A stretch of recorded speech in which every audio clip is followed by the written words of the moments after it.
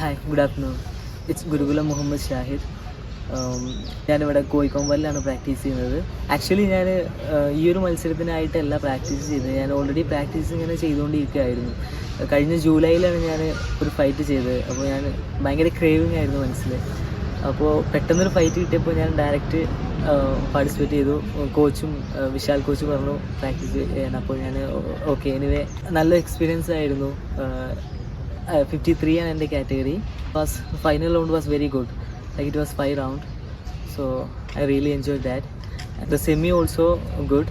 That was unanimous decision, but I enjoyed that. Tell me about your final fight experience. Like last 5 rounds you fought, right? Yeah. How was the pressure? How was the technique?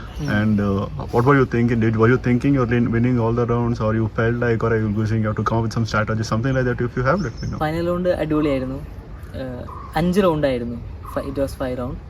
ഞാൻ കൂടുതൽ technique തന്നെയാണ് focus ചെയ്തത്. കൂടുതൽ aggressive ആയില്ല, കാമായിട്ടാണ് fight ചെയ്തത്. ഒപ്പോണൻറ്റും അടിപൊളിയായിരുന്നു, ആൾ ഉഷാറായിരുന്നു. I think 3 rounds I won, like 2 rounds for him I think.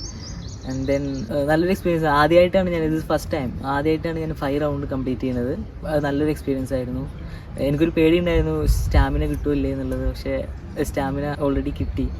എന്തായാലും എനിക്ക് ഇത് മുന്നോട്ടുള്ള പ്രയാണത്തിലേക്കൊരു പ്രചോദനമായിരിക്കും ഇത്. Message to all the Kerala fighters, like to come and take part in this. Why they should come and take part in this? How about it?